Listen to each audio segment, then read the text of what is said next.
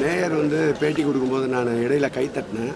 அது எதுக்காக கை தட்டினேன்னா, இங்கே நடந்த பிரசவத்தில் 70% பிரசவம் சுகப்பிரசவம்னு சொன்னாங்க. பேசும்போது இந்த ஆட்சியை பொறுத்தளவில் அனைவரையும் சுகமோடு வைத்து பாதுகாக்கின்ற ஆட்சி என்பதற்கு இந்த மருத்துவமனையுடைய நிர்வாகமே ஒரு எடுத்துக்காட்டு என்பதற்காகத்தான் என்னை அறியாமல் அதற்கு கைத்தட்டி வரவேற்றேன்.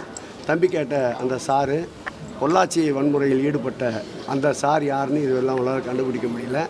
இங்கே மாத்திரம் ஈடுபட்ட குற்றவாளியை உடனுக்குடன் கைது செய்து முதல் கட்ட நிவாரணமாக அந்த குற்றவாளி கட்டோடு இருந்ததை நீங்கள் பார்த்திருப்பீர்கள். நீதியின் முன் நிறுத்தப்பட்டு நிச்சயமாக தண்டிக்கப்படுவார்கள்.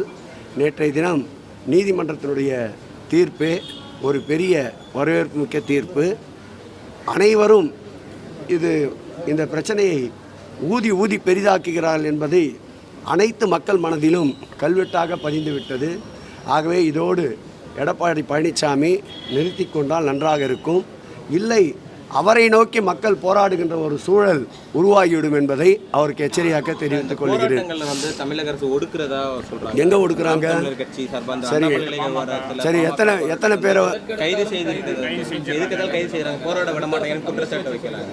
நேற்றைக்கு நீதிமன்றத்தின் தீர்ப்பை நம்முடைய பத்திரிகை நண்பர்களுக்கு முழுமையாக அந்த தீர்ப்பினுடைய நகலை டவுன்லோட் செய்து அனைவருக்கும் அனுப்புகின்றோம். நம்முடைய போராட்டம் என்பது எந்த போராட்டமாக இருந்தாலும் அந்த போராட்டத்துடைய நோக்கம் என்னவென்றால், அந்த போராட்டத்தை குறித்த கவனத்தையும் அரசின் கவனத்தையும் ஈர்ப்பதுதான் ஒரு போராட்டத்துடைய நோக்கம். இவர்கள் கையில் எடுத்திருக்கின்ற போராட்டத்தை பொறுத்தளவில் குற்றவாளி கைது செய்யப்பட்டிருக்கின்றார். கடுமையான சட்டப்பிரிவுகளின் கீழ் உடனடியாக ஜாமீனில் வெளிவர முடியாத அளவிற்கு கடுமையான குற்ற நடவடிக்கையில் ஈடுபடுபவர்களுக்கு பயன்படுத்துகின்ற சட்டப்பிரிவுகளை பயன்படுத்தி கைது செய்து சிறையில் அடைத்திருக்கின்றார்கள்.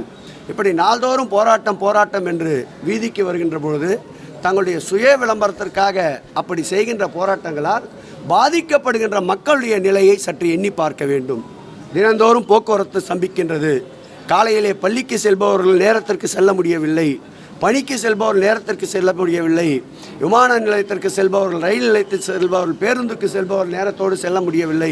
மருத்துவ சிகிச்சை தேவைப்படுவோர் நேரத்திற்கு செல்ல முடியவில்லை. அவர்களை அப்புறப்படுத்தி கைது நடவடிக்கை செய்து விடுவித்து விடுகிறார்கள்.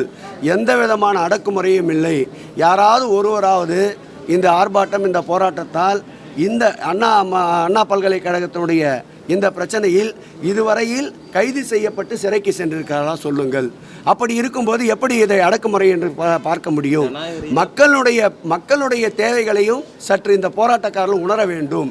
போக்குவரத்து 2 மணி நேரம் 3 மணி நேரம் சந்திக்கின்ற பொழுது ஏற்கனவே சென்னையில் பல இடங்களில் மெட்ரோ பணிகள் நடந்து கொண்டிருக்கின்றன.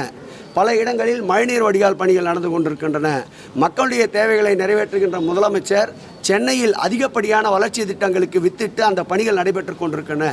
இந்த நிலையில் இவர்கள் ஒரு நெருக்கடியை, தேவையில்லாமல் செயற்கையான நெருக்கடியை உருவாக்கின்ற போது அதை முழுவதுமாக கவனித்து அதற்குண்டான வழிவகைகளை கண்டறிந்து மக்களுக்கு சுகமான பயணத்தை அளிப்பது அரசினுடைய கடமை என்பதால் தான் இந்த நடவடிக்கை மேற்கொள்ளப்படுகிறது. யாரையும் ஒடுக்குகின்ற அரசு அல்ல. மன்னிப்போம், மறப்போம் என்ற அரசு இந்த அரசு என்பதை தெரிவித்துக் கொள்கிறேன்.